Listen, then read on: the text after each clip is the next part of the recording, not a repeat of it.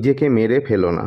বহিরাগত এক মা তার পুত্র ও পুত্রবধূ সহ এসে বললেন, আমার ছেলের বিয়ে দিয়েছি কিন্তু সংসারে শান্তি হচ্ছে না। শ্রী শ্রী ঠাকুর পুত্রবধূকে লক্ষ্য করে বললেন, স্বামী, শ্বশুর, শাশুড়ি এদের সেবা যত্ন করবি, আশা, ভরসা, উদ্দীপনায় তাদের ভরে তুলবি, তাদের যাতে স্ফূর্তি হয়, সুখ শান্তি হয় তাই করবি। দেখবি লক্ষ্মী ঘরে ঢুকে যাবে। যে মন এর উল্টো করে সে মনকে শাসন করা লাগে। শালা, নিজেকে কি মেরে ফেলবি ওই মন নিয়ে চলে?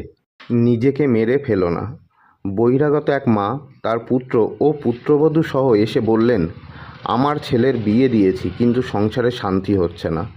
শ্রী শ্রী ঠাকুর পুত্রবধূকে লক্ষ্য করে বললেন, স্বামী, শ্বশুর, শাশুড়ি এদের সেবা যত্ন করবি, আশা, ভরসা, উদ্দীপনায় তাদের ভরে তুলবি, তাদের যাতে স্ফূর্তি হয়, সুখ শান্তি হয় তাই করবি।